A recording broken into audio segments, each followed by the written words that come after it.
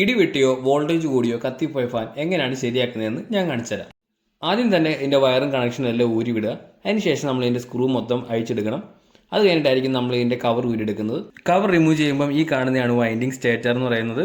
ഇതാണ് winding stator. ഇതിൻ്റെ electric energy mechanical എനർജിയിലേക്ക് convert ചെയ്യുമ്പോഴാണ് ഫാൻ വർക്ക് ചെയ്യുന്നത്. അതിനുശേഷം നമുക്ക് ഈ സ്റ്റേറ്റർ ഇതിനകത്ത് നിന്ന് റിമൂവ് ചെയ്യാം.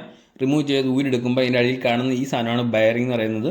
അപ്പോൾ അതിലൊരു സ്പ്രിങ്ങും അറ്റാച്ച് ചെയ്തിട്ടുണ്ട്. കാരണം ഈ സ്പ്രിങ് അതിൽ അമങ്ങി നിന്നിട്ട് വേണം ഇതിൽ ആ മെക്കാനിക്കൽ എനർജി ആയിട്ട് കൺവേർട്ട് ചെയ്യാൻ വേണ്ടി. അങ്ങനെ നമ്മൾ സ്റ്റാർട്ടർ റിമൂവ് ചെയ്തിട്ടുണ്ട്. ഇനിയാണ് നമ്മൾ മെയിനായിട്ടുള്ള കാര്യങ്ങൾ ചെയ്യാൻ പോകുന്നത്.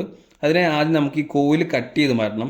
ഈ കോയിലുകൾ മൊത്തം കട്ട് ചെയ്ത് നമുക്ക് ഊരിയെടുത്ത് മാറ്റിയതിന് ശേഷമായിരിക്കും നമ്മൾ പുതിയ കോയിൽ വൈൻഡ് ചെയ്യുന്നത്. അതിനായി നമുക്ക് ആദ്യം കോയിൽ കട്ട് ചെയ്യാം. അതിനുവേണ്ടി നമുക്കൊരു കട്ടിംഗ് പ്ലെയർ യൂസ് ചെയ്യണം. ഇതാണ് കട്ടിംഗ് പ്ലെയർ. ഈ കട്ടിംഗ് പ്ലെയർ യൂസ് ചെയ്തുകൊണ്ടാണ് നമ്മൾ കോയിൽ ഇതുപോലെ സെൻറ്ററിലേക്ക് കയറ്റി വെച്ചിട്ട് നമ്മൾ കട്ട് ചെയ്യണം. അതുപോലെ ഇങ്ങനെ 2-3 കട്ട് ചെയ്തിട്ട് നമ്മൾ നോസിൽ പ്ലെയർ ഉപയോഗിച്ചിട്ട് ഈ കട്ട് ചെയ്ത കോയിലുകൾ നേരെ വെക്കണം. ഒന്ന് നേരെ അമക്കി പിടിച്ചു വെച്ചതിന് ശേഷം നമ്മുടെ ഈ സ്റ്റേറ്റർ തിരിച്ചു വെക്കണം. തിരിച്ചു വെച്ചതിന് ശേഷം ഒരു സ്ക്രൂ ഡ്രൈവർ യൂസ് ചെയ്തുകൊണ്ട് ആ കോയിലിൻ്റെ ഇടയ്ക്കോട്ട് കേട്ടിട്ട് ഒന്ന് കുത്തി പൊക്കിയാൽ മതി. നമുക്ക് ആ കോയിൽ ഊരി വരുന്നതായിരിക്കും. അങ്ങനെ നമ്മൾ ഫുള്ള് കോയിൽ കട്ട് ചെയ്ത് മൊത്തം റിമൂവ് ചെയ്യണം. അങ്ങനെ നമ്മൾ ആ സ്റ്റേറ്റർ ക്ലീൻ ചെയ്ത് വൃത്തിയാക്കി വെച്ചിട്ടുണ്ട്. ഇനി നമുക്ക് ചെയ്യാൻ പോകുന്നത് സ്ലീവ് ഇടുകയാണ്. സ്ലീവ് ഇടുകയെന്ന് വെച്ച് കഴിഞ്ഞാൽ ഈ കാണുന്ന വൈറ്റ് ഷീറ്റാണ് സ്ലീവ് എന്ന് പറയുന്നത്. ഒരു പ്ലാസ്റ്റിക് ഷീറ്റാണിത്. ഈ പ്ലാസ്റ്റിക് ഷീറ്റ് കട്ട് ചെയ്തിട്ട് കറക്റ്റായിട്ട് ഇതിൻ്റെ സ്റ്റേറ്ററിൻ്റെ ഹോളിലേക്ക് കറക്റ്റായിട്ട് വെക്കണം. ഇതിടുന്നതിൻ്റെ ഉപയോഗം എന്ന് വെച്ച് കഴിഞ്ഞാൽ നമ്മൾ ചെയ്യുന്ന കോയിലുകൾ ഈ സ്റ്റേറ്ററിൽ മുട്ടാൻ പാടില്ല. അതിന് വേണ്ടിയാണ് നമ്മൾ സ്ലീവ് ഇടുന്നത്. ആ സ്ലീവ് ഇടുമ്പോൾ നമ്മൾ ആ കോയിൽ ആ സ്ലീവിനകത്ത് മാത്രം കിടന്നോളും. അതിന് വേണ്ടിയാണ് നമ്മൾ ഈ സ്ലീവ് യൂസ് ചെയ്യുന്നത്.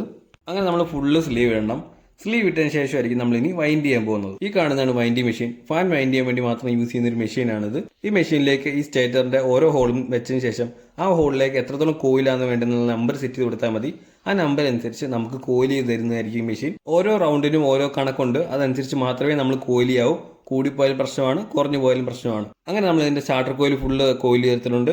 ഇനി നമുക്ക് ഇതിൻ്റെ റണ്ണിങ് കോയിലൂടെ കോയിൽ ചെയ്തെടുക്കാം. അങ്ങനെ നമ്മുടെ വൈൻഡിങ് കഴിഞ്ഞിട്ടുണ്ട്. ഫുള്ള് നമ്മൾ സ്റ്റാർട്ടർ കോയിലും അതുപോലെ തന്നെ റണ്ണിങ് കോയിലും എല്ലാം ഫുള്ള് കോയിൽ ചെയ്തെടുത്തിട്ടുണ്ട്. അപ്പോൾ ഈ കാണുന്നതാണ് ഇതിൻ്റെ സ്റ്റാർട്ടർ കോയിൽ. ഈ കാണുന്നതാണ് ഇതിൻ്റെ റണ്ണിങ് കോയിൽ. ഇതിലാണ് മോട്ടർ സ്റ്റാർട്ട് ആവുന്നതും. അതിനുശേഷം റണ്ണിങ് ആവുന്നത് ഈ കോയിലിൻ്റെ സഹായത്തോടെ ആയിരിക്കും കറങ്ങുന്നത്. നമുക്ക് ഫാൻ വർക്കിംഗ് ആണോ ടെസ്റ്റ് ചെയ്യണം. അതിനായിട്ട് നമുക്ക് അഴിച്ച വല്ലതും തിരിച്ച് സെറ്റ് ചെയ്യേണ്ടതായിട്ടുണ്ട്. തിരിച്ച് സെറ്റ് ചെയ്തിട്ട് വയറും കാര്യങ്ങളും കണക്ഷൻസ് എല്ലാം കൊടുത്ത് സെറ്റ് ചെയ്യണം. അതിനുശേഷം നമ്മൾ ഫാൻ വർക്കിംഗ് ആണ് നോക്കുന്നത്. അതിനെ നമ്മൾ ആദ്യം ഒരു വയർ ഉപയോഗിച്ച് ഫാനിലേക്കുള്ള കണക്ഷൻ കൊടുക്കുകയാണ്. കണക്ഷൻ കൊടുത്തതിന് ശേഷം ഫാനിൻ്റെ ഹോളിലേക്ക് ഒരു സ്ക്രൂ ഡ്രൈവർ ഇട്ടിട്ട് ജസ്റ്റ് ഒന്ന് പൊക്കി പിടിക്കുക. പൊക്കി പിടിച്ചതിന് ശേഷം ആ കണക്ഷൻ നമ്മൾ സോക്കറ്റിലേക്ക് കൊടുത്തിട്ട് ഓൺ ആക്കുകയാണ്. നമ്മുടെ ഫാൻ വർക്കിംഗ് ആണ്. അപ്പോൾ നമ്മൾ ചെയ്ത് സക്സസ് ആയിട്ടുണ്ട്. അപ്പോൾ ഇതുപോലെ ഫാൻ കെയർ ആയിട്ടുള്ള ആൾക്കാർ നൂറിനാട്, പടന്നൽ, എടപ്പോൺ ഏരിയയിലുള്ള ആർക്ക് വേണമെങ്കിലും ഈ നമ്പറിൽ കോൺടാക്ട് ചെയ്താൽ മതി. റീസണബിൾ പ്രൈസിൽ നമ്മൾ ഇതുപോലെ ഫാൻ ശരിയാക്കി തരുന്നതായിരിക്കും. അപ്പോൾ ഇത്രയേ ഉള്ളൂ. Okay, by.